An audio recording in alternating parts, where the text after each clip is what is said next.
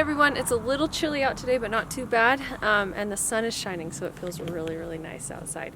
As long as I've got a hoodie on, then it feels really nice. So I haven't done a video in a little while because of many random situations that have happened. First, of course, we all celebrated Christmas and New Year's, and then for me, New Year's Eve, I really hurt my back and was out for a little while and been trying to get better and take it easy. So hopefully your guys' New Year's went a lot better than mine. But today I'm going to talk about taking care of the rabbits in the winter, specifically like how to keep them with fresh water through the winter, because it gets cold and freezes, and you have to either switch it out all the time or find another method. So with that being said, I went ahead at the beginning of the cold season and I purchased several heated water bottles for rabbits. And I'm going to do a little bit of a comparison and a review between these two types of water bottles. Before I get into that, I will say that something I've learned. So if this is what you're wanting to know, you can just turn off the video after I finish saying this and go do what you need to do. I've used two different kinds of water bottles, this one and this one. They're both heated, and it works well if you have one, maybe two rabbits, but if you have more than 2 cages, I would not even bother with water bottles, heated water bottles. You probably just need to grit your teeth and go outside twice a day, once in the morning, once in the evening, and switch out the water, because these things, both of them, though there's one that I like better than another, both of them had a hard time keeping up with temperatures below 0. And we had a few temperatures below 0. Now, a lot of you might not deal with that, and that's fine. Like anything below freezing, like 20 degrees, these did well. I think down to like 10 degrees, they were doing okay. But there was a week where we had -7, and neither of them kept up. Rabbits, I would suggest just doing bowls. They do have heated bowls that you can use. But again, if you're using heated bowls for 5-6 cages, then you've got cords everywhere, and that just doesn't look good, and you can trip. I tripped on my cords. So one of the easiest things to do is just have a bowl that you have fastened down with like a bungee cord, and in the morning dump out the ice, put more water in. They get water, and then in the evening before bed, go back out, dump out the ice, put more water in. And yes, you have to go outside.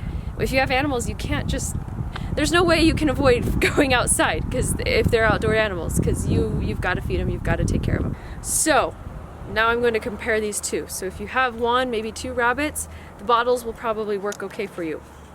First of all, I've got lots of things that I'm holding here. So this is the first bottle that I purchased, and this one here is a lot cheaper than the other bottle I'll show you in a minute.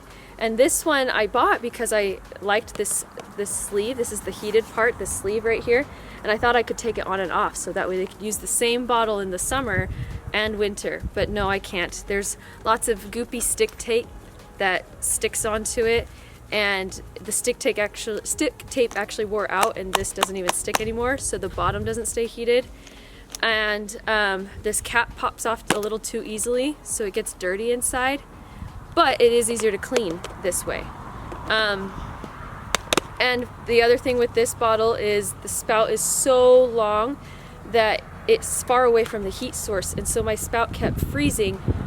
And they tried to combat that, whoever designed this, by putting a little heat pad on the spout, but it sticks inside the cage, so of course my rabbits chewed that heat pad.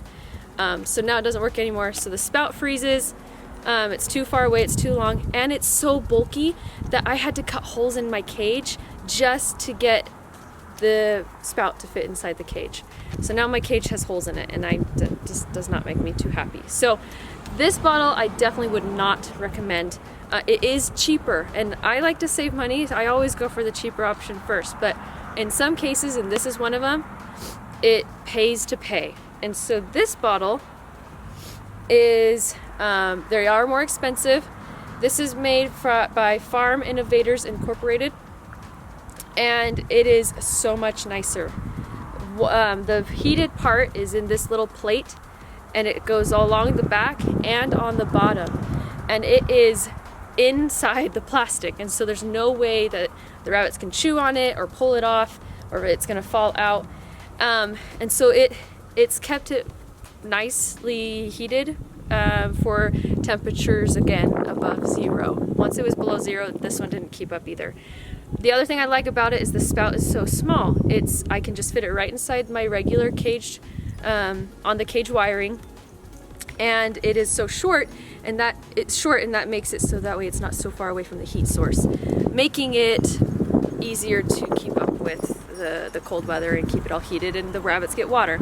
But again, once it was below 0, this even froze. The cap here opens up, and that's really nice. It does that on both of them, but this one doesn't pop off as easily. The one thing I don't like is the cord is so short. It's only like 1.5 feet long. So I had to go buy an additional $10 extension cord, an outdoor one, just to get this to link up to my power source. So that would be my suggestion. 1 or 2 rabbits, this water bottle. More than 2 rabbits, I would suggest just doing bowls.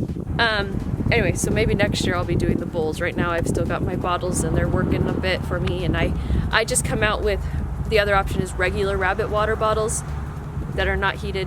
I just keep some inside and then I switch them out.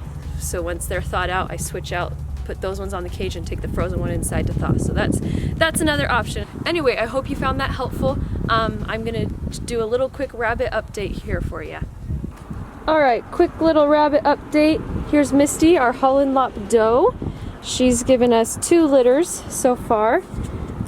And these are the remaining 2 bunnies from her last litter. We've got 2 more to find homes for. The others have all gone to homes. And then here we have a new doe that I just acquired a couple months ago. We haven't bred her yet because we had her in quarantine, which is smart to do when you get a new rabbit, just to make sure that they don't come to your other rabbits with any illnesses or diseases. So she's good, and we've tried breeding her, but she's kind of picky about her man. So we're gonna give her some time. But this is Pippi Longstocking. I should say Pippi has blue eyes. They're really pretty. And she is what's called a Vienna marked rabbit. And if you don't know what Vienna markings are, just look up Dutch rabbits. Those are Vienna markings. So she's not showable with those markings, but they are just really pretty markings for pet bunnies. Here we have Mr. Theodore. He's our buck. He's the one the daddy to all the babies so far.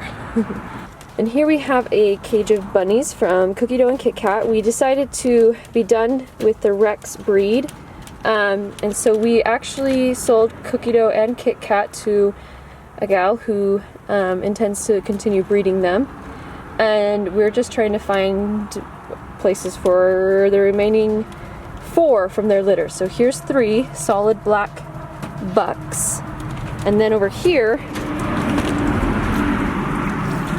we have the 1 remaining doe from their litter, and she's a broken black.